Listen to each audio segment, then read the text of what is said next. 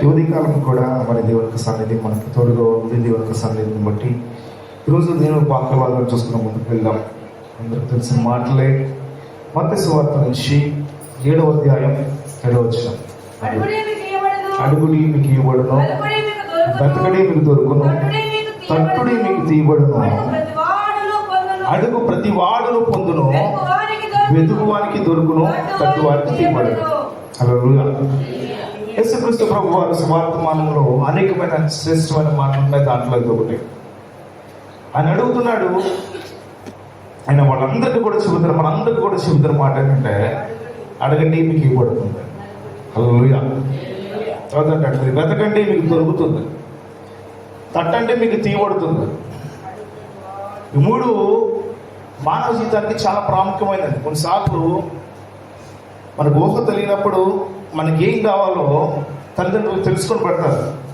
సంరక్షకులు ఎవరైతే ఉన్నారో, ఇప్పుడు తెలిసిన తర్వాత మనకి ఏది అవసరమో దాన్ని మనం అడుగుతూ ఉంటాం. అవసరమైనవి అడిగితే పర్లా, అనవసరమైనవి కూడా అడిగితే ఇవ్వడానికి ఎవరైనా సిద్ధంగా ఉంటారేమో, లేకపోతే మనకి అనవసరమైనవి కూడా మనం తెచ్చుకోవడానికి మనం సిద్ధంగా ఉంటామేమో. కానీ అది శ్రేష్టం కాదు. ఈ ఉదయకాలం దేవుని యొక్క మాట్లాడే ఒక శ్రేష్టమైన మాట ఏంటంటే, దేవుని యొక్క సన్నిధిని బట్టి ఆయన అడగమంటున్నాడు. అయ్యా ఏం అడగాలంటే, మన ఆత్మానుసారమైన విషయాల్లో మనకు చాలా విషయాలు తెలుసు. మనం ఎక్కువగా ఏం అడగాలనుకుంటున్నాం అంటే, మన యొక్క నీడ్స్, మనకు కావాల్సిన మినిమం నీడ్స్, మనకు కావాల్సిన అవసరాలు, ఇచ్చే అవసరాలు ఏంటంటే, అయ్యా ఈరోజు క్షేమంగా ఉన్నాం, లేకపోతే ఈరోజు నాకు డబ్బులు కావాలి, లేకపోతే నాకు సరిపడే డబ్బులు ఉంటే నా జీవితంలో ప్రశాంతంగా గడిచిపోతుంది, లేకపోతే నాకు సరిపడే సర్టెన్ జాబ్ ఉంటే, లేకపోతే సర్టెన్ ఏదైనా సరే ఏదైనా ఆస్తులు ఉంటే. ఇవన్నీ అడిగిన వాళ్ళు చాలా మంది ఉన్నారు. ఈరోజు దేవుని సన్నిధికి వచ్చి అడిగే అంటే దేవుని సన్నిధిలో అడగగలిగిన మాట ఏంటయ్యా అంటే, అది మన ఆత్మీయ జీవితానికి దేవుడు ఎప్పుడు కూడా నేర్పిస్తున్నాడు. హల్లెలూయా, హల్లెలూయా. చూద్దాం దేవునికి వాక్య భాగాన్ని బట్టి ఈరోజు చాలా శ్రేష్టంగా దేవునికి వాక్య భాగాన్ని ముందుకెళ్ళామండి. యోహాను సువార్త 16వ అధ్యాయం 24వ వచనం. ఇది వరకు మీరేమియో నా పేరు అడగలేదు, పరిపూర్ణమగునట్టు అడగండి మీకు దొరుకుతుంది. హల్లెలూయా. ఆయన సువార్తమానంలో ఆయన చెప్తా ఉన్నాడు కదా, ఇది వరకు మీరేమీ నా పేరట అడగలా. దేవా నాకు ఇది కావాలి అని యేసు నామంలో మనం ప్రతిదీ కూడా మనం అడుగుతున్నాం. ఏంటంటే మన ప్రతి ప్రార్థనలో కూడా ఒక రిక్వెస్ట్ ఉంటుంది.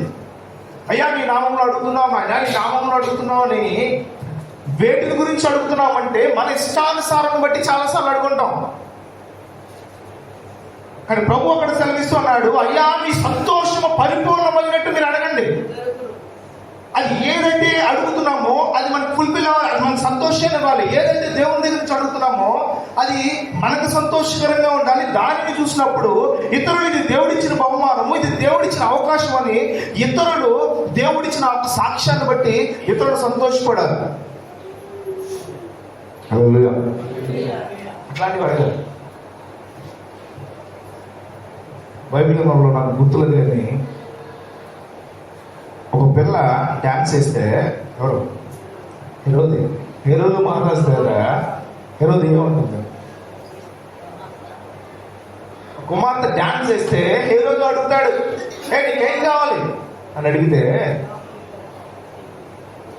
అమ్మ దగ్గరికి వెళ్ళి, తల్లి దగ్గరికి వెళ్ళి, అమ్మ రాజుగారు నీకేం కావాలో కోరుకోమన్నాడు, ఏం కోరుకోమంటావు అంటే, ఈ పనికి మాలిన తల్లి ఏం చెప్పాలి, నీ భవిష్యత్తు బాగుండాలని కోరుకో,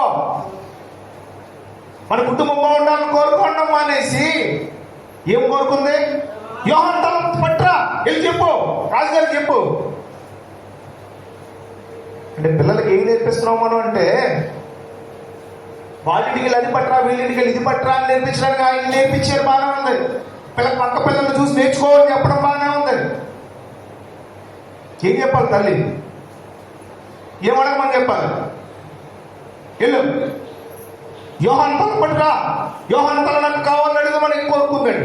అంటే దేవుడు మనకు మంచి అవకాశాన్ని ఇస్తే అవకాశం బట్టి ఏది మనం దేవుని సన్నిధిలో కోరుకోవాలో ఆ విజ్ఞత లేని దుర్మార్గపు బ్రతుకులు అయిపోతున్నాయి. యాకోబు తన పత్రికలో రాసుకుంటాడు కదా 4వ అధ్యాయంలో, మీరు ఏమడిగినను మీ భోగేక్షల నిమిత్తం అడుగుతున్నారు కాబట్టి మీకు దొరకట్లా. అడుగుతున్నాం దేవుణ్ణి, ప్రభా నాకు ఇది కావాలంటే. ఏం కావాలి నీకు? ఏమడిగినా సరే దుర్దేశంతో అడుగుతున్నావు అంటే దేవుడు. అందుకనే దేవుడు అంటాడు కదా, అది నీకు ఇస్తే అది దానివల్ల నువ్వు పాడైపోతావు. నువ్వు పాడైపోవడం కాదు, నిన్ను బట్టి ఇంకా చాలా మంది పాడైపోతారు. అందుకనే దొరకట్లా చాలా సార్లు. ఎందుకు మనం అడిగింది మనం ఎందుకు పొందుకోలేకపోతున్నాం? అది ఇన్నాళ్ళ ప్రార్థన చేస్తాను కదా, నాకు అది కావాలనుకున్నాను, నా భర్తకి ఇది కావాలనుకున్నాను, నా కుటుంబానికి నా పిల్లలకి ఇది కావాలనుకున్నాను, ఇది కావాలనుకున్నాను, ఎందుకు రావట్లా?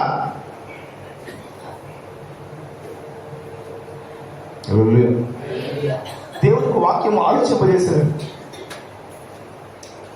మన ఇంటెన్షన్ ఏదైతే ఉందో, మన అవసరము అది ఖచ్చితమైన అవసరం ఏదైతే ఉందో దాన్ని అడిగితే ఖచ్చితంగా దేవుడు తెలుస్తాడంట. హల్లెలూయా. అది అడగా చాలాసార్లు మనం అడిగే వాటిలో చాలా విధానం ఉంటుంది. ఉదయకాలం దేవుని సన్నిధిలో ఏంటి అడుగుతా అడిగితే మీకు ఇస్తా. ఇప్పుడు దాకా చాలా అడిగా, 2024 వరకు చాలా అడుగుంటాం. నాకు ఆరోగ్యమేని, నాకు ఆయుషి, నాకు అంతస్తి, నాకు ఉద్యోగమే, నాకు అది ఇదే అని చాలాసార్లు అడుగుంటాం. దేవుడు అడిగితే నీకు అది ఇస్తే దానివల్ల నాకేం ఉపయోగం? చూడండి, దానివల్ల దేవుడికి ఏం ఉపయోగం? అంటే దేవుడిచ్చిన అవకాశాన్ని మన భోగేచ్ఛల నిమిత్తము ఉపయోగించుకొని మన అవసరాల నిమిత్తము దేవుడిని అడిగి దేవుడి దగ్గర నుంచి మన అవసరాల నిమిత్తం పొందుకుంటే, అని అందుకనే యోహాను అంటాడు కదా, మీరేమీ నా పేరిట అడగలా ఇప్పుడు దాకా అని అంటాడు. నా సంతోషం, మీ సంతోషం పరిపూర్ణం అవునట్లు మీరు అడగండి, మీకు దొరుకుతుంది.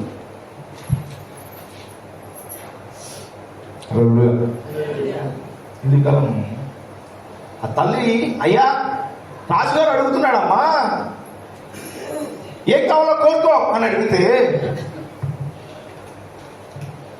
అందరూ కూడా మీ నాన్న లేడు, లేకపోతే ఇలాంటి పరిస్థితి కలుగుతుందని అందరూ అనుకుంటున్నారమ్మా. ఇలాంటి పరిస్థితి మనకు ఉండకూడదు.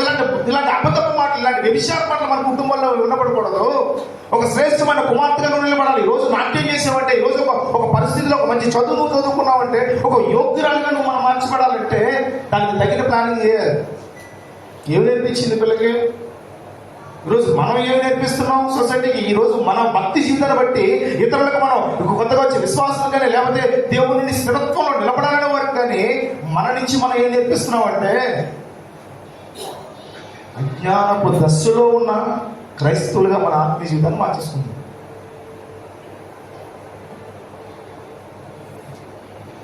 మనం చూసినప్పుడు లోకస్తులంట సువార్తల్లో వాళ్ళు సువార్త ప్రకటించుకుంటూ వెళ్ళిపోతూ ఉంటే, పేతురు యోహాను భక్తులను చూసి వాళ్ళు అనేవాళ్ళు, వీరు క్రీస్తుతో పాటు ఉన్నవాళ్ళు. వీళ్ళందరూ కూడా వీళ్ళకి చదువు లేదు, వాళ్ళకి ఏమీ లేదు, కానీ వీళ్ళు ఎవరి దగ్గర ఉన్నారంటే వీళ్ళు క్రీస్తుతో పాటు ఉన్నవాళ్ళు వీళ్ళు. అందుకనే ఈరోజు ఆ లక్షణాలు, లేకపోతే అందుకనే ఆ గుణ లక్షణాలు కలిగిన వాళ్ళుగా వాళ్ళు ఉన్నారండి. ఈరోజు దేవుడు కూడా అదే అడుగుతున్నాడు మనల్ని, అయ్యా 2024 వరకు నువ్వు బాగున్నావు, 2025 వచ్చింది, అయినా సరే నువ్వు ఇంకా చాలా అడిగి ఉంటావు. పాటికి 2024 చివరి రాత్రి అడిగేసి ఉంటావు, నాకు ఈ సంవత్సరం అది కావాలి, నాకు ఈ సంవత్సరం ఇది కావాలి. ఉన్నతమైన స్థానాల్లో ఉండాలి, ఉన్నతమైన ఆశయాలు కలిగి ఉండాలి, ఉన్నతంగా జీవితాన్ని జీవించగలగాలి. తప్పలేదు. ఇక్కడ మన ఆత్మానుసారమైన పరిస్థితిని దేవుడు గమనిస్తున్నప్పుడు, మన ఆత్మానుసారమైన స్థితిని మనము ఎరిగి ఉన్నప్పుడు మన పరిస్థితి మనకు వేయలేడు. 24 సంవత్సరాలు చేసిన తప్పులే ఇప్పుడు కూడా చేయడానికి ఇంకా సిద్ధపడుతూ ఉంటే, ఇప్పటికే మొదటి ఆదివారాలు ప్రారంభించి 2వ ఆదివారం 3వ ఆదివారం కూడా వదిలేసిన రోజులు ఉన్నాయి. మందిరానికి రాకుండా ఇంకా 4 వారాలు కాల. కానీ దేవుడు అడిగితే అన్నీ ఇచ్చేయాలి. దేవుడి దగ్గర అన్నీ వచ్చాయి.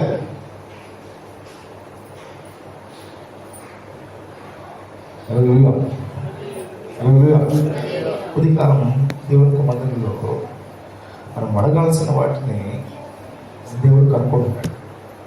అడిగితే ఆయన ఇచ్చిన వాటిని ప్రతి వాటిలో కూడా తగిన ఆశీర్వాదం మనకు వస్తుంది. అంటాడు, అడుగు వాటన్నిటికంటేను ఊహించే వాటన్నిటికంటేను ఆయన అత్యధికంగా ఇవ్వాలంటాడు. మనం ఏదైతే అడుగుతున్నామో వాటిని అత్యధికంగా ఇవ్వడానికి ఆయన ఇష్టపడతా ఉన్నాడంట. అవి మన ఇమేజెస్ అంటే మనం ఆలోచించడానికి కూడా అవకాశం లేని అలాంటి విధమైన ఆశీర్వాదాన్ని దేవుడు ఇవ్వడానికి ఇష్టపడతాడంటే. హల్లెలూయా, హల్లెలూయా. కానీ మనం అడిగే కోరికలు ఏమన్నాయి అని అంటాడు. అడగడం మాత్రమే కాదండి, అడిగితే విషయాల్లో ఏది అన్ని అడిగేస్తాం. ఆయన అంటాడు, అడగండి మీకు నువ్వు పడుతుంది. అడిగిన తర్వాత ఏం చేయాలి? ప్రయత్నం చేయాలి. మళ్ళా నాకు ₹1 కోటి కావాలని అడగడం కాదు, ఆ ₹1 కోటి సంపాదించడానికి ఏం చేయాలి? నాకు ఒక మంచి కుటుంబం కావాలి, లేకపోతే నాకు మంచి ఇలాంటి పరిస్థితి కావాలి, ఏం చేయాలి? గాల్లో దీపం పెట్టి దేవుడు చూసుకుంటాడులే, చూసుకుంటాడండి హనుమంతరావు గారు.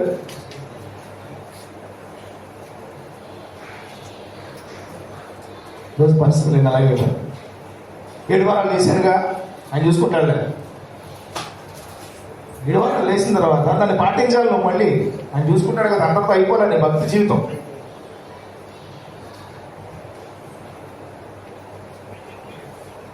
ఒకరోజు ఒక అబ్బాయి మెడికల్ షాప్ కొత్తగా పెట్టుకుంటే అప్పుడే అందరికీ పరిచయం అవుతూ ఉన్నాడు. రాత్రి 10ంటికి కొట్టు కట్టేస్తున్న షాపు కట్టేస్తున్న సమయంలో ఒక పిల్లవాడు వచ్చి, మా అమ్మ బాగా తగ్గుతుంది, మా అమ్మ రాలేని పరిస్థితి కాబట్టి ఒక దగ్గు మంది అంటే షాపు కట్టేసి హడావుడిలో ఉన్న ఆయన పక్కన మందు అక్కడ పెట్టింది గుర్తు అనుకున్న ఒక మందు తీసి అప్పగించాడు. అబ్బాయి వెళ్ళిపోయాడు, షాప్ పెట్టేసి ఇంటికి వెళ్ళిపోయాడు. ఆయన ఆలోచిస్తున్నాడు, నేను ఇచ్చింది దగ్గు మందునా కాదా? ఇప్పుడు మనసులో టెన్షన్ ప్రారంభమైంది. నేను ఇచ్చింది దగ్గుమందు కాదు, అక్కడ ఇచ్చిన అది పాయిజన్ ఇచ్చాను నేను, అది తాగితే చచ్చిపోతుంది. ఇప్పుడు ఆయన మనసులో ప్రార్థన చేసుకోవడం ప్రారంభించాడు. Intentional prayer. దేవా, నేను ఇచ్చింది సరైన ముందు కాదు, ఆవిడ బ్రతకాలి, రేపు పొద్దున్న నేను ఇచ్చింది ఇది ఏమైనా పర్లేదు, నా బ్రతికేమైపోయినా పర్లేదు, ఆవిడ బ్రతకాలి. అది ఏమి ఇచ్చాడో తెలియని పరిస్థితి. షాప్కి వెళ్ళి కన్ఫర్మ్ చేసుకున్నాడు, షాప్కి వెళ్ళి ఓపెన్ చేసి చూసాడు, నేను ఇచ్చింది ఏముందా అంటే ఇచ్చిన మందు అది ఖచ్చితంగా పాయిజన్ ఇచ్చాడు.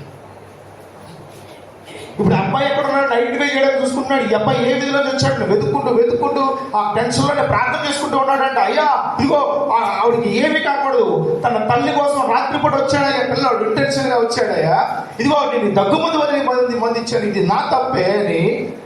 నా పరిస్థితి ఎలా ఉన్నా పర్లేదు, ఏమైపోయిన తర్వాత ఆ పరిస్థితి పర్లేదు, కానీ ముందు ఆ తల్లి బ్రతకాలయ్యా అని ప్రార్థన చేసుకుంటూ ఆ అబ్బాయి వచ్చి వెళ్తా ఉంటే ఆ అబ్బాయి ఒక చోట కూర్చుని కాళ్ళకి గాయం తగిలి ఆ ఇచ్చిన సీసా పగిలిపోయి ఏడుస్తూ కూర్చున్నాడు. హల్లెలూయా.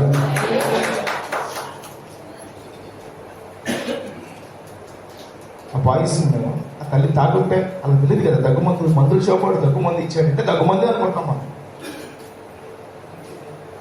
అందుకనే చెప్తారు, డాక్టర్ దగ్గరికి వెళ్ళి తీసుకోవాలి మేము మందులు. అంటే మనకు మొదలైన మెడికల్ షాప్ తెలుసు, మనకి ఆ బాబా మెడికల్ షాప్ తెలుసు, నాకు ఆర్ఎంపీ డాక్టర్ తెలుసు, బాగానే ఉంటుంది.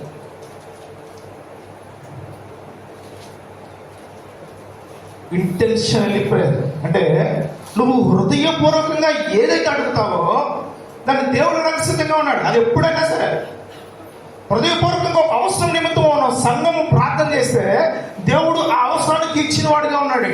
హల్లెలూయా. అది హృదయపూర్వకంగా చేయాలి, అంతే తప్ప భారతమ్మ గారు ప్రార్థన పిలిచారా, రాకపోతే బాగోదేమో, భారతమ్మ గారు మళ్ళీ మా ఇంటికి రారేమో అనుకుని ప్రార్థనకు వస్తే నువ్వు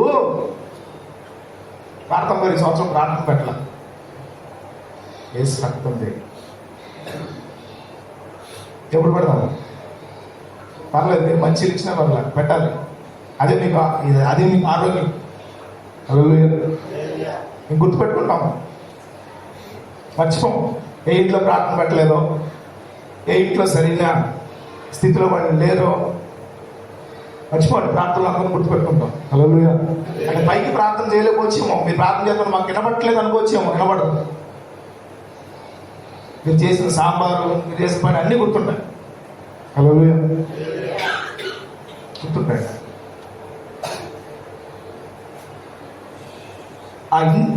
ఎప్పుడైతే హృదయపూర్వకంగా దేవుణ్ణి అడగగలుగుతామో, అడిగిన వాటన్నిటికంటే మనం ఊహించిన వాటన్నిటికంటే దేవుడు ఎక్కువ చేస్తాడంటే. హల్లెలూయా. 2వ రాజుల గ్రంథం నుంచి 4వ అధ్యాయం 18వ వచనం.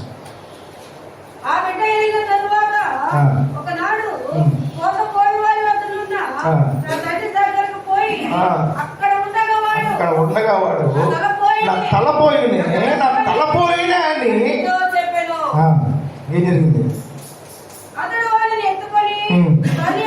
తల్లి ఎదురు తీసుకుని పొమ్మని పనివాళ్ళతో చెప్పగా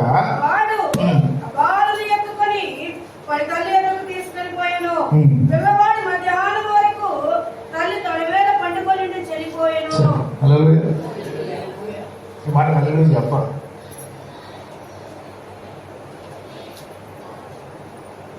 షునేమీరాలు అనే ఒక స్త్రీ, కనురాలని ఒక స్త్రీ,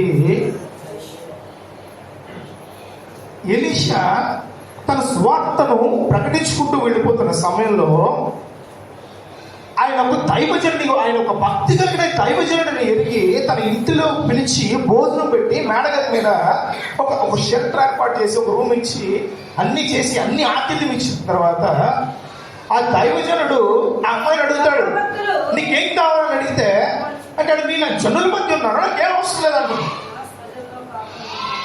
నేను మా అత్తమామల దగ్గర ఉన్నాను, మా వాళ్ళందరి దగ్గర ఉన్నాను, నాకేం అవసరం లేదన్నాడు.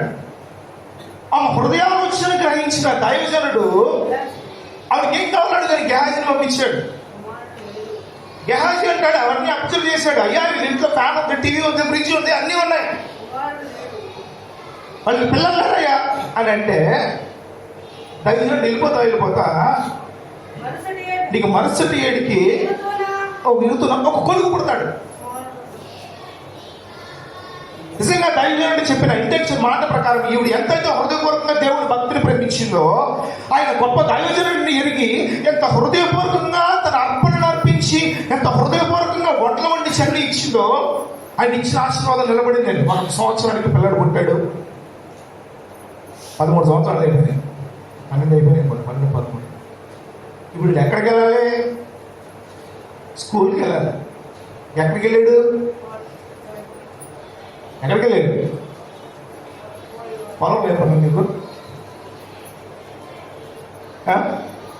నువ్వు ఎక్కడుండాల్సిన వాడు ఎక్కడున్నావంటే, స్కూల్కి వెళ్ళాల్సిన పిల్లోడు పొలంకి వెళ్ళాడంట. ఆ ఎండ దెబ్బ దగ్గర లేకపోతే పొలంలో ఉన్న ఏ వైరస్ వచ్చేవాడికి వచ్చో వాడి తల పట్టేసి ఇంటికి వచ్చి మెదడు వ్యాపం మీద వచ్చి తన తల్లి దగ్గర నుంచి పడి చచ్చిపోయాడంట. ఇప్పుడు ధైర్యంగా కూర్చుంది తల్లి. ఎలీషా దగ్గరికి బయలుదేరింది. తన పని వాళ్ళు ఒకరు తీసుకుని, అయ్యా కట్టకట్టు వెళ్ళిపోతా ఉంటే గెహాజీ వచ్చాడు. ఆయన అడుగుతున్నాడు, గెహాజీ వచ్చి గెహాజీ అంటాడు, ఇల్లు ఏం కావాలో? తల్లి వచ్చింది. ఎందుకు వచ్చిందంటే గెహాజీ వచ్చేసరికి వెళ్ళిపో మా వాడు ఖాళీ లేదు, మా పాస్టర్ గారికి ఈరోజు ఖాళీ లేదు, వెళ్ళిపో అంటుంటే ఆయన వచ్చి అడుగుతున్నాడు, నువ్వు వాడు ముఖాన్ని చూస్తున్నావు, వాడు వచ్చిన విధానం చూస్తున్నావు, కానీ వాడు ఏ పాత్రతో వచ్చింది నాకు తెలిసి రమ్మనంటే అని అంటుంది, నాకు కొడుకు కావాలని నేను అడిగానా? నేను అడగకుండానే ఇచ్చావు. ఈరోజు దేవుడు అడగకుండానే చాలా మందికి ఇస్తా ఉన్నాడు. కానీ వాటిని సద్వినియోగం చేసుకోగలిగితే ఓకే, వాటిని దేవుని కొరకు ఉపయోగించుకోగలిగితే మంచిదే. కానీ దేవుడిచ్చిన అవకాశాన్ని, దేవుడిచ్చిన లేకపోతే ఏ సంతానం ఏమవచ్చు, ఉద్యోగం ఏమవచ్చు, అది డబ్బులు ఏమవచ్చు, దేవుడిచ్చిన వాటిని దేవుని కోసం సద్వినియోగం చేసుకోకుండా, వాటిని సద్వినియోగం పరుచుకునే మార్గాన్ని వెతుక్కోకుండా మన ఇష్టానుసారం వెళ్తే దేవుడు కూడా ఏం చేయాలి?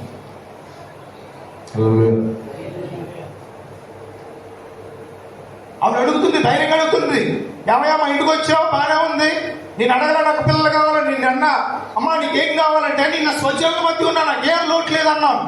కానీ నువ్వు అన్నావు, ఇదిగో నీకు కుమారుడు ఒకటి లోటుగా ఉన్నాడు, నీకు కొడుకు లేడు, నీకు సంతానం ఇస్తా అని దేవుని మాటగా చెప్తే ఈరోజు కొడుకు చచ్చిపోయాడు, ఏం చేయమంటావు?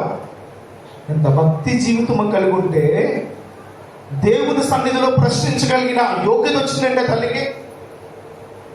హల్లెలూయా, హల్లెలూయా. ఈరోజు నన్ను ఎందుకు చేసావని, నన్ను ఎందుకు ఇలా ఉంచావని దేవుని అడగలవా? ఈరోజు ఎందుకు నా పరిస్థితి ఇలా ఉంది, ఎందుకు నా అప్పులు తీరట్లా, ఎందుకు నా కుటుంబం ఈ పరిస్థితిలో ఉంది, ఎందుకు నా కొడుకు మారట్లా, ఎందుకు నా భర్త మారట్లా, ఎందుకు నా కూతురు జీవితం ఎట్లా ఉంది, ఎందుకు నా పరిస్థితి ఇలా ఉంది? దేవుణ్ణి అడగలరా? అంటాడు, కొండంట అది చేసిన తర్వాత నన్ను ఎందుకు ఇలా చేశావని ఆ కొండ కుమ్మరివానితో అనగలదా? హల్లెలూయా. మనం అయితే అనేస్తాం, మా ఇంటికి ఎందుకు రాదు ప్రార్థనకి? ఈరోజు మా ఇంట్లో ప్రార్థన పెట్టాలి, శుక్రవారం మా ఇంట్లో ప్రార్థన అంటారు. అమ్మో నా బాయ్ గారు సరే ఎన్ని పనులు ఉన్నా సరే సరే వచ్చేది. అరే దేవుడు ప్రేరేపణ రావాలని ఇంట్లో ప్రార్థన పెట్టాలని, మనస్ఫూర్తిగా పెట్టాలి. ఎవరన్నా ప్రార్థన పోతే మొక్కుబడిగా రాకూడదు. ఏమన్నా శుక్రవారం దేవుడు ప్రార్థన అంటాడా? ఏ కృప అంటే కొన్నిసార్లు అడుగుతుంది, శుక్రవారం ఉపవాసం ఉంటారు, మా ఇంట్లో ప్రార్థన పెట్టించుకున్నాం.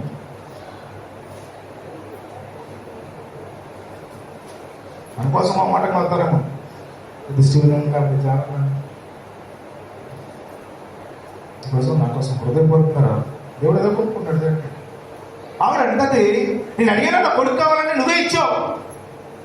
ఇప్పుడు ఆ కొడుకు తీసుకోండి, ఏంటి పరిస్థితి అంటే వెళ్ళు ఆ దండాన్ని తీసుకెళ్ళి దైవజనుడు హృదయపూర్వకంగా వస్తే 7 మార్లు తుమ్మి బిడ్డలు వేసాడు. హల్లెలూయా. మనం హృదయపూర్వకంగా దేవుడిని అడగగలిగితే, దేవుడి ఇచ్చిన దాన్ని పొందుకున్నామనే విశ్వాసంతో మన భక్తి జీవితంలో మనం నడవగలిగితే అది చాలా ఆశీర్వాదం అండి. అది చరిత్రలో నిలిచిపోతుంది. అంతే తప్ప మూఢ భక్తితో, మన భక్తిహీనతతో దేవుడిని వెతికితే అది పరిపూర్ణం కాదు. ఈ తల్లేమో తన కుమారుడి పట్ల విషయము జాగ్రత్త కలిగి ఉంది. హెరోదియా దగ్గరేమో ఆ తల్లేమో తన కుమార్తె భవిష్యత్తు ఏంటో ఆలోచించకుండా తనకు అడ్డుగా ఉన్నాడని, తన వ్యభిచారానికి అడ్డుగా ఉన్నాడని, తన కొడుకు తన తన తన పనికి మాలిన పనులకు అడ్డుగా ఉన్నాడని దైవజనుడిని చంపాలనుకున్నాడు. చంపేసింది. ఈరోజు మనకు కలిగిన అధికారాన్ని బట్టి ఇతరులను బాధ పెట్టే స్వభావం కలిగిన వారిగా మనం ఉంటున్నామేమో. ఎవరికి తగిన అధికారం వాళ్ళకు ఉంది. వాళ్ళ కులానికి బట్టే, డబ్బును బట్టో, వాళ్ళ ఉద్యోగాన్ని బట్టో, వాళ్ళ స్టేటస్ని బట్టో, వాళ్ళ అధికారాన్ని బట్టి ఇతరులు బాధపడతా ఉంటే అది దేవునికి ఆశీర్వాదం కాదు. నువ్వు చేసిన పనులను బట్టి ఒక కుటుంబము, ఒక వ్యవస్థ, ఒక వ్యక్తి ఏడుస్తూ ఉన్నాడంటే ఆ కన్నీళ్ళు మన కుటుంబానికి శాపాలవి. అది ఎలాంటి పని అయినా సరే, అది ఎలాంటి ఇబ్బందికరమైన పరిస్థితి నిన్ను బట్టి నన్ను బట్టి ఒక వ్యక్తికి వచ్చిందంటే అది మన కుటుంబానికి శాపమే. అది అనుభవించారు. రోజు దేవునికి సన్నిధిలో ఆయన అడుగుతున్నాడు, అయ్యా మీరు అడిగితే మీకు ఖచ్చితంగా దొరుకుతుంది. కానీ అడిగిన వాటిని ఏం తెలుసా, వెతకాలంట, సెర్చింగ్ చేయాలి,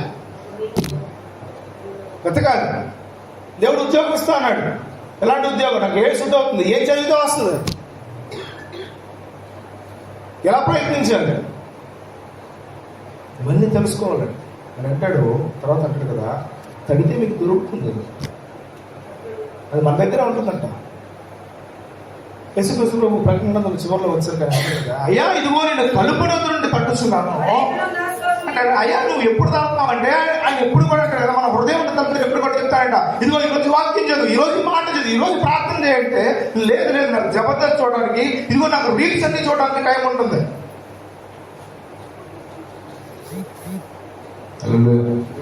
రోజు వాక్యం చదువుతున్నారా? యేసు రక్తం చేయాలి. రంగారు మీకు చక్కగా ఫోన్ ఉంది, ఫోన్లో వాక్యం పెట్టుకుని వినండి, ఆడియో బైబిల్ ఉంటుంది. అది చేత కదన్నానికి ఈరోజు ఏమీ లేదు.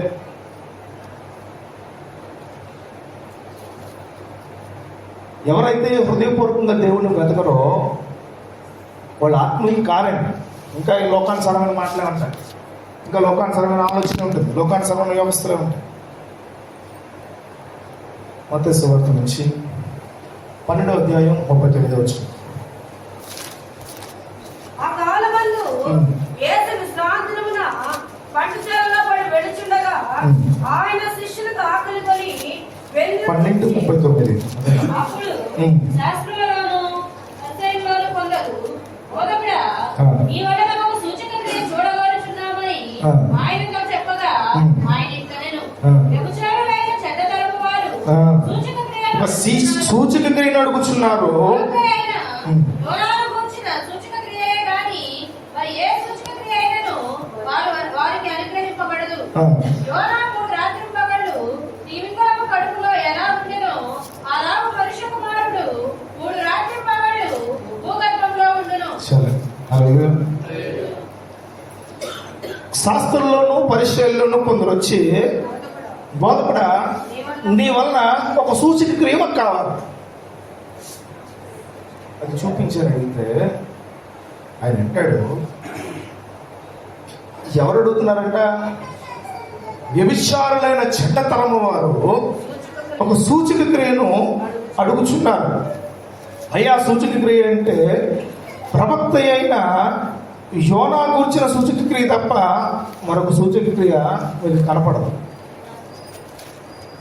హల్లెలూయా, హల్లెలూయా. ఎందుకు అంటే వాళ్ళకి ఆ రోజు ప్రతి విషయాన్ని కూడా దేవుడు బయలుపరుస్తూనే ఉన్నాడండి. ఆయన సూచక క్రియల ద్వారా, ఆయన అనేక మాటల ద్వారా వాళ్ళకి చెబుతూనే ఉన్నాడు. కానీ వాళ్ళు ఏం చేస్తున్నారంటే వాళ్ళు ఆ దేవునికి వాక్యాన్ని అంగీకరించక తమ ఇష్టాన్ని బట్టి నడుచుకుంటూ ఉన్నారండి. అందుకనే వారు ఏంటంటే వారి సూచక క్రియని, మాకు ఒక సూచక క్రియ కావాలి, మాకు ఒక ఐడెంటిఫికేషన్ కావాలి. సూచక క్రియ మాకు ఒక తెలియాలి. అసలు ఏంటో మాకు తెలియాలంటే, అయ్యా మీకు సూచక క్రియ యోనాను గురించిన సూచక క్రియ మీకు కనబడుతుంది. ఒక మనుష్యుడు ఒక చేప గడుపులో, తెలుగు గడుపులో 3 రోజులు ఉండి ఎలా అయితే బయటకు వచ్చాడో మనిషి కుమారుడు కూడా అలాగే వస్తాడు. ఇదే మాట లూకాసు సువార్త 11వ అధ్యాయం 29వ వచనం. మరియు జనులు గుంపులు గుంపులుగా కూడినప్పుడు ఆయన ఇలాగ చెప్పసాగెను, ఈ తరమువారు దుష్టతరము వారై ఉండి అయితే యోనాను గురించిన సూచక క్రియే గాని మరి ఏ సూచక క్రియు వీరికి అనుగ్రహింపబడదు. యోనా నినివే పట్టణంలో ఎలాగ సూచనగా ఉండెనో అలాగే మనుష్య కుమారుడును ఈ తరము వారికి సూచనగా ఉండును. మనుష్య తరం వారికి ఇప్పుడు సూచక్రియ అదే. అలాంటి దినాల్లో నినివే పట్టణం నాశనం అయిపోతుందయ్యా. నినివే పట్టణస్థుల గతి ఓర్వలేనిదిగా ఉందంట దేవుడి దగ్గర. దేవుడు సుట్టిగా చెప్పాడు యోనాకి, యోనాను వెళ్ళావు, వాడి నినివే పట్టణాన్ని నిన్ను ప్రేమించాను. వాళ్ళు పాపం చేస్తున్నా సరే, వాళ్ళు దుర్మార్గతలో ఉన్నా సరే, వాళ్ళు దౌష్టత్వం అనుభవిస్తున్నా సరే, వాళ్ళని నేను ప్రేమించాను కనుక ఆ పట్టణానికి వెళ్ళి చెప్పు, వాళ్ళు బాగుపడతారు. అయ్యా మీరు బాగుపడండి, మీ కుటుంబాలు బాగు చేసుకోండి అంటే, నేను బాగుపడితే చాలు, మా కుటుంబం వాళ్ళు ఏమైపోయినా పర్లా అనుకునేవాడు ప్రతి వాడు చాలా మంది ఉన్నారు. ఈ కుటుంబం పట్ల మీకు బాధ్యత లేదా? మన కుటుంబాల పట్ల మనకు బాధ్యత లేదా? ఆ బాధ్యత కలిగిన వ్యక్తులైతే భయాన్ని కలుగుతారండి. దేవుడంటే భయం. ఒక ఆయన మనకు చెప్తా ఉన్నాడు, రాజమండ్రిలో ఈ చర్చికి 3,000 మంది వస్తారు రాజమండ్రి పల్లెటూరు. ఆ చుట్టుపక్కల సాక్ష్యం ఇస్తా ఉన్నారంట. ఏంటయ్యా అంటే, వీళ్ళు చర్చికి వెళ్ళడానికి ఒక 100 అడుగుల దూరం మట్టి రోడ్లు వెళ్ళాలంట. వర్షం వస్తే బురదంట. ఇక్కడ మాస్టర్ గారు పాట మొదలెట్టగానే వీళ్ళు ఆటోలో వచ్చే వాళ్ళు ఆటో వాళ్ళకి డబ్బులు ఇచ్చారు, వాళ్ళు చీర కూడా తీసుకోకుండా పరిగెట్టుకుని మంది అడిగి వెళ్ళిపోతా ఉంటారంట. హల్లెలూయా. బయట ఉన్న వాళ్ళు సాక్ష్యం చెప్తారంట. అయ్యారు ఏంటండి మీ చర్చికి అందరూ కూడా కనీసం ఇలాంటి పరిస్థితి మాకు కొట్టుకొచ్చి కనీసం టీ కూడా తాగాలని ఆలోచన లేక అందరూ పరిగెట్టుకుని వెళ్ళిపోతారండి. మన దగ్గర చెప్పక్కర్లా. అది అటెండెన్స్ తీసుకుంటే చాలు, 7 వారాలు చేస్తే చాలు, 3 రోజులు ఉపవాస కూటాలకు వస్తే చాలు, అయిపోయింది. ఏం కావాలి ఈ సంవత్సరం ప్రార్థన చేద్దాం, అయిపోయింది. చాలా రెడీమేడ్ భక్తి, రెడీమేడ్ అంతే, అయిపోయింది అందరితో. రోజు మన దేవుడు మన సజీవుడే వాళ్ళతో అంటాడు. మీరు యోనాను గురించి తెలుసు కదా, మీకు యోనాను భక్తి జీవితం తెలుసు కదా. ఆయన దేవుని యొక్క మాట ప్రకారము దేవుని యొక్క మాటను జరిగించాలని ఏ విధమైన ఆశీర్వాదాన్ని, ఏ విధమైన ఆ స్వార్థను మోసుకుని ఆ ప్రాంతానికి వెళ్ళాడో వాళ్ళందరూ కూడా కడుపు కట్టుకుని మారు మనసు పొంది వాళ్ళందరూ కూడా రక్షణ పొందారంట. హల్లెలూయా. ఇప్పుడు యోనా కోపం వచ్చింది, వెళ్ళిపోయాడు. దేవుడు ఒక రాత్రిలో సొంత చెట్టును మొలిపించేశాడు, సాయంత్రం కల్లా ఆడిపోయింది. ఇప్పుడు దేవుడి దగ్గరకు వచ్చి అడుగుతున్నాడు, ఈ ఊళ్ళో ఉన్న ప్రజలందరూ కూడా ఇలాంటి పరిస్థితి కలుగుంటారని నీకు ముందే తెలుసు కదా, నాకు ముందే తెలుసు, అందుకనే రావుతుంటే దేవుడు అడుగుతాడు, యోనా అంటే చింతాక్రాంతుడే ఉన్నాడంట. దేవుడు అడిగాడు, ఒక్క రోజులో మొలిపించి ఆ మొలిచిన ఆ సొర చెట్టు సాయంత్రానికి వాడిపోతేనే నువ్వు బాధపడుతున్నావే.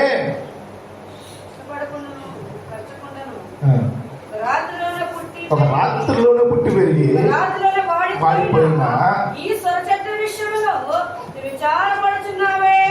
అయితే 120,000 కంటే ఎక్కువై జరుగును బహు పశువులను నీవే మహాపర్వ విషయంలో విచారపడవద్దా. ఈరోజు మన విషయంలో కూడా దేవుడు అదే అంటాడు. నీ కుటుంబ పరిస్థితి బాగుండాలని నీకు ఆలోచన లేదా? సరే, నా జీవితం ఇంతటితో అయిపోయింది, నేను సంపాదించాను, లేకపోతే నేను తినాల్సింది తినేసాను అనుకోండి, ఇంతటితో అయిపోయింది అనుకుంటున్నావా? నా దగ్గరికి ఒక అక్క చెల్లెలు, ఒక తల్లి వచ్చారు. లాస్ట్ మొన్న వారం ఫోన్ చేసింది, జనవరి 1 ఫోన్ చేసింది, 20,000 తారీఖు. సరే మా ఆఫీస్కి రమ్మని మా నాన్న తెచ్చిపోయాడు అంటుంది. కానీ నేను క్లియర్గా అడిగాను, ఎందుకు తెచ్చిపోయాడో చెప్పు. హార్ట్ అటాక్ వచ్చిందని డాక్టర్ దగ్గరికి వెళ్ళి సంతకం పెట్టి తీసుకురా, హార్ట్ అటాక్ వచ్చిందని. లోకల్ ఆరోగ్య డాక్టర్ ఆశించిన తీసుకుంటాను. నిజం చెప్పట్లా, అంటే ఇన్సూరెన్స్ రాలేదు, చెప్పిన మాటలు నమ్మకం కావట్లా. వాళ్ళ అమ్మ వచ్చింది, ఏడుస్తున్నారు తప్ప సమాధానం చెప్పట్లా. ఆయన లారీ ట్రాన్స్పోర్ట్, ఆయన 2 అమ్మాయిలే. ఒక అమ్మాయి మొన్నే సచివాలయంలో జాబ్ వచ్చిందంటే, మన రీసెంట్ అవుట్ సోర్సింగ్లో ఒక అమ్మాయి CA చదువుతుంది. ఈ చీట్లన్నీ వేసాడంట, నోట్లు అయితే అందరి దగ్గర ఉన్నాయి, ఈ అప్పులన్నీ చేశాడంట. మనం ఈ చిన్న నెలలో నుంచి 10 లక్షలు. ఈ బాధ భరించలేక 14వ తారీఖు, డిసెంబర్ 14వ తారీఖు రాత్రి పాలసీ తీసుకుని తెచ్చిపోయాడు. పిల్లలందరూ చక్కగా ఉన్నాడు. ఏమ్మా ఏమన్నా తెలుసా అంటే ఏమీ చెప్పలేదు.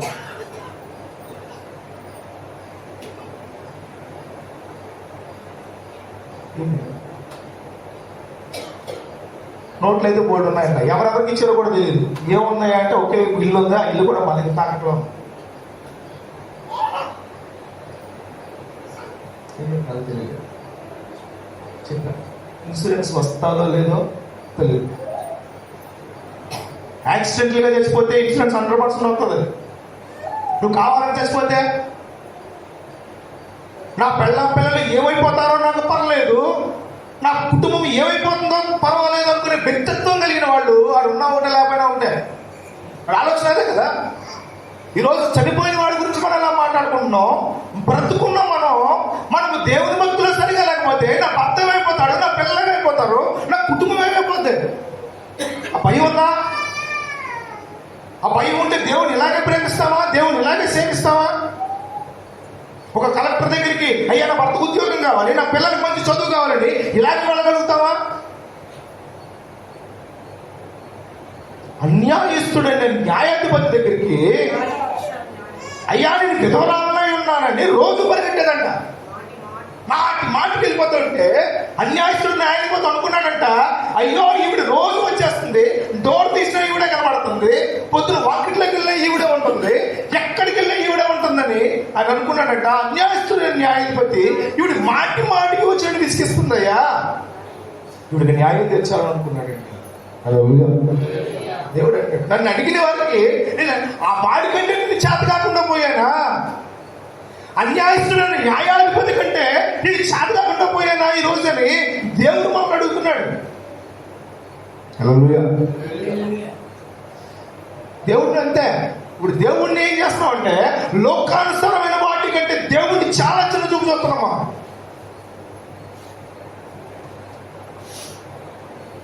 మంచి వాక్యం దేవుని సన్నిధిలో అయ్యా నాకు ఈరోజు దేవుడు నాతో మాట్లాడి మంచి వాక్యం నాతో రావాలని ఎంతమంది ప్రార్థన చేస్తుంటారు. అయ్యా ఈరోజు వాక్యం ద్వారా నా ఆత్మీయ జీవితాన్ని సరి చేసుకోవాలి, నేను దేవునికి వాక్యం ద్వారా నా ఆత్మానుసార జీవితంలో ఇంకా లోపాలు ఉన్నాయేమో, నా ఆత్మానుసారమైన బ్రతుకులో ఇంకా నేను సరి చేసుకోవాల్సిన 25వ సంవత్సరం వచ్చింది. నా ముందు ఎంతో మందిని చూస్తా ఉన్నాను, చచ్చిపోయిన వాళ్ళు నా ముందు ఎంతో మంది చూస్తా ఉన్నారు. ఈరోజు మన బ్రతుకులు అలాంటి ఆలోచన లేకపోతే ఎన్ని దేవుని సన్నిధిని అడిగి ఎన్ని కానుకలు ఎన్ని దేవునికి ఇచ్చారని నేను చెప్పుకున్నా సరే ఏం ఉపయోగం లేదు. అన్ని చిలి సంచులు వేసినట్టే. దేవుని సన్నిధిలో హృదయపూర్వకంగా అడిగిన ప్రతి ప్రార్థనకి దేవుడు జవాబిచ్చాడు. సమయం అయిపోయింది. చాలా విషయాలు ఉన్నాయి. అంటాడు పౌలు అంటాడు, అడుగు వాటిని అడుగంటే యూ కెన్ ఎక్స్పెక్ట్. మనం అసలు ఆలోచన చేయలేమంట, ఇమాజిన్ చేయలేమంట. అయ్యా నాకు ఇంత మంచి ఆరోగ్యం ఇచ్చామంటే నేను ఎక్స్పెక్ట్ చేయలేను. నాకు ఇలాంటి పరిస్థితి, ఇలాంటి ఉద్యోగం లేకపోతే ఇలాంటి పరిస్థితి నేను ఉన్నంటే మనం ఆలోచన చేయలేమంట. మనం అడగాలి, ఉన్నతమైన ఆశీర్వాదాన్ని పొందుకోవాలని. హల్లెలూయా, హల్లెలూయా. అప్పుడు మన ఆలోచనలు కూడా ఉన్నతంగా ఉంటాయి. మనం ఎంతైతే ఉన్నతంగా ఉండాలనుకుంటామో అంత ఉన్నతమైన ఆలోచనలు మనలో వస్తాయి. మనం ఎంత డిగ్రీకి వెళ్ళిపోతామో అంత డిగ్రీ అంటే కొన్ని ఆలోచనలు కొన్ని మాటలు ఎలా ఉంటాయంటే పనికి మాలిన మాటల్లో ఉంటాయి, అనిపిస్తూ ఉంటాయి. అంటే నేనే గొప్ప అనుకునే మాటల్ని దేవుడు సహించలేదు, కానీ దేవుడిని బట్టి నేను గొప్పతనము గొప్పవాడిగా వారిని విషయాన్ని మనం గుర్తుపెట్టుకోవాలి. హల్లెలూయా, హల్లెలూయా. దేవుడిని బట్టే ఈరోజు ఎంతమంది హాస్పిటల్ చుట్టూ ఇంకా తిరుగుతూ ఉన్నారు, ఇంకా కిడ్నీలు వాడిపోయింది, అవి లేవని ఇవి లేవని, అయ్యా ఇది లేదని. పొద్దున ఆ అమ్మాయి చికెన్ కొట్టారా ఎవరు కరివేపాకు కొత్తిమీర అనుకుని అమ్మాయి అయ్యా ఎన్నో ఇబ్బందుల్లో ఉంటే సరే వ్యాపారం చేసుకోకపోతే ఎట్లా అని నా మనవడు నాకు దింపెళ్ళాడయ్యా దింపుతుంది పొద్దున్న. నాకు చాలా బాధేసింది. అంటే దేవుడు పిల్లల్ని ఇచ్చాడు, దేవుడిని ఇచ్చి మనవడు ఉన్నాడు నువ్వు చెప్తున్నావు కదా, వాళ్ళు నిన్ను పోషించలేని స్థితిలో వాళ్ళు అంటే నువ్వు ఈ రోజు సంపాదిస్తేనే కానీ అంటే గడవలేని స్థితి నువ్వు కలిగి ఉన్నావంటే నువ్వు ఎంతమందిని సంపాదించుకున్న ఉపయోగం ఉంది? అంటే వ్యక్తిత్వాన్ని బట్టి బతకొచ్చాము, ₹1 తినకూడదు. కానీ మన ఆలోచన బట్టి చూస్తే దేవుడు సరైన ఆరోగ్యం ఇవ్వకపోతే, దేవుడు సరైన పరిస్థితుల్లో మనం నిలబెట్టుకోకపోతే దేవుడు ఇచ్చిన అవకాశాన్ని రేపు ఏమైపోతాం? పేతురు రోజు స్టైల్ కొట్టేవాడండి దేవుడి దగ్గర, రోజు స్టైల్ కొట్టేవాడండి. ఒక రోజు పేతురు చూసి దేవుడు అండి, పేతురు నా తాళం చెవులు నీకు ఇచ్చాను, నువ్వు ఫోర్స్ కొడుతున్నావు కదా. ఒక విషయం గుర్తుపెట్టుకో, నువ్వు యువకుడుగా ఉన్నప్పుడు మాత్రమే నీకు ఇష్టమైన చోటుకు తిరగలవు. రేపు పొద్దున్న నీ నడుము పడిపోయిన తర్వాత నేను మందిరానికి వెళ్తానంటే ఎవరు నేను తీసుకెళ్ళావు అని అంటాడంట మనవాడు. నువ్వు కాలేజ్ చేస్తున్నప్పుడు ఇంటికి వెళ్ళావు కదా, ఇప్పుడు ఎందుకు తీసుకెళ్ళాలి? యేసుక్రీస్తు ప్రభు పేతురుని హెచ్చరించి అంటాడు, పేతురు మండగడ సంఘాన్ని కడతాను వాగ్దానం ఇచ్చారు కదా అని వాగ్దానం పట్టుకుని పోసు కొడతారేమో రోజు కుదరదు. పేతురునే దేవుడు అన్నాడు, పో పేతురా. సాతాను పెట్టినాడు, పో అబద్ధాలు చెప్పేవాడా, ఇదిగో మోసం అబద్ధాలు చెప్పి మాట్లాడేవాడా, పో అని పేతురునే దేవుడు తోసేసాడండి. పేతురు కంటే ఎక్కువ ప్రార్థన చేస్తాం మనం. ఏం చేస్తారు? తోసేదో లేదు పేతురు. ఒక చోట యేసుక్రీస్తు ప్రభు సువార్త వాక్యం చెప్తుంటే పక్కన పేతురు వచ్చి అంటాడు, అయ్యా మనం ఎవరి దగ్గర ఉన్నామో తెలుసా? సాతాను అన్నమాట. వాళ్ళందరూ సాతాను బిడ్డల దగ్గర కూర్చొని సాతాను అంటాడు. యేసుప్రభు అంటే పో సాతాను పో.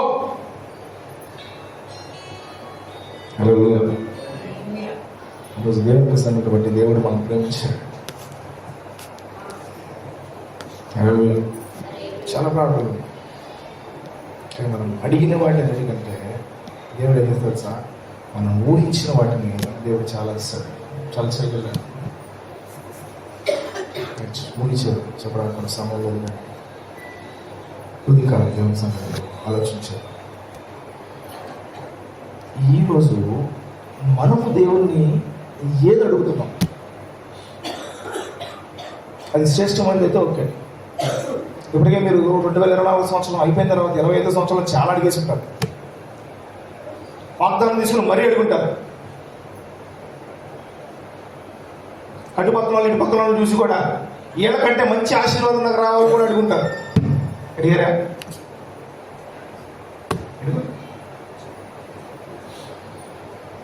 నేను అనుకుంటా, ఒక ఐఏఎస్ చూసినప్పుడు ఐపీఎస్ చూసినప్పుడు అనుకుంటా వీళ్ళు మంచిగా చూపిస్తుంది. నేను కూడా బాగా చదువుకుంటుంటే బాగా తెలివితేటలుంటే నేను కూడా అయ్యేవాడిగా ఐఏఎస్ ఇంటికి కావాలపోయా. నేను కూడా మంచి పోలీస్ అయ్యేవాడిగా. నాకు ఆ రోజు వాట్సాప్లో ఏమీ లేవు, పుస్తకాలు చదవలేక సోషల్కి వెళ్ళాక చూస్తున్నాను కదా. కానీ ఈరోజు దేవుడు చాలా అవకాశాలు ఇచ్చాడు. చాలా మంది 10,000 రూపాయలు ఉద్యోగం చేసేవాడు కూడా 50,000 రూపాయలు అకౌంట్ మెయింటైన్ చేస్తాడు ఈరోజు. కానీ 1,00,000 రూపాయల జీతం వచ్చేవాడు మామూలు ఫోన్ పట్టుకుని తిరుగుతాడు ఈరోజు. తెలుసా మీకు? 10,000 రూపాయలు ఉద్యోగానికి అయిపోను, 1,00,000 రూపాయలు జీతం వాడేమో మామూలు ఫోన్ పట్టుకుని తిరుగుతున్నాడు. ఇంకా సొసైటీలో చూస్తున్నప్పుడు ఆలోచన ఎందుకు అయ్యాయంటే, అది నా ఉద్యోగ నిమిత్తము, ఇది నా కుటుంబం నిమిత్తం. ఉద్యోగ నిమిత్తం ఫోన్ ఎప్పుడైనా అయిపోయింది, కుటుంబం నిమిత్తం చిన్న ఫోన్ ఎప్పుడు ఫోన్ చేస్తా ఉంటారు. నా కుటుంబంలో వాళ్ళు నాకు ఫోన్ చేస్తాను. ఈరోజు ఆత్మీయ జీవితానికి ఏది అవసరమో దేవుడు సెలవించాడు, చెప్తాడు. కానీ వాటికి పొందుకోవడానికి తగిన యోగ్యత మనం వెతకాలి. ఎక్కడ వెతికితే దొరుకుతుందంటే దేవుని సన్నిధిలో అంటాడు కదా, యాకోబు అంటాడు, అయ్యా మీకు జ్ఞానము పొందుగా ఉన్నాడు అడగండి. అయ్యా నాకు వాక్యం అర్థం కావట్లేదు, నాకు వాక్యం చదవాలన్న ఆలోచన రావట్లేదు, నాకు వాక్యం అంటే నువ్వు దేవుని సన్నిధికి వస్తేనే కదా నీకు తెలిసేది. దేవుని సన్నిధిలో ఏం జరుగుతుందో తెలిస్తేనే కదా, దేవుని సన్నిధిలో ఏం జరుగుతున్నాయి కార్యక్రమాలు జరుగుతుందో తెలిస్తేనే కదా. ఏమి తెలియకుండా దేవుడు తెలియడు. రోజు దేవుని సన్నిధిలో కోరుకుంటున్నాడు. ఇంకా దేవుని సన్నిధిలో సంఘంలో చేయాల్సిన పనులు చాలా ఉన్నాయి. అనేకులు దేవుని సన్నిధిని నడిపించాలి. ఎప్పుడు ఉండేవారిగా కాకుండా దేవుని సన్నిధిలో అనేకులని సాక్షిగా అనేకులకి ఆశీర్వాదకరంగా మార్చబడాలని దేవుడు కోరుకుంటున్నాడు. కానీ ఈరోజు మన ఆత్మీయ జీవితాన్ని గమనించి మన ఆత్మీయ జీవితంలో మనం ఏ పరిస్థితుల్లో ఉన్నాం, కావాల్సిన ఎన్నో అడిగేసాం. నేను అంటాను, చాలా అడుగుంటాం. నాకు బండి కావాలి, నాకు అది కావాలి, ఇది కావాలి. What is the use of God?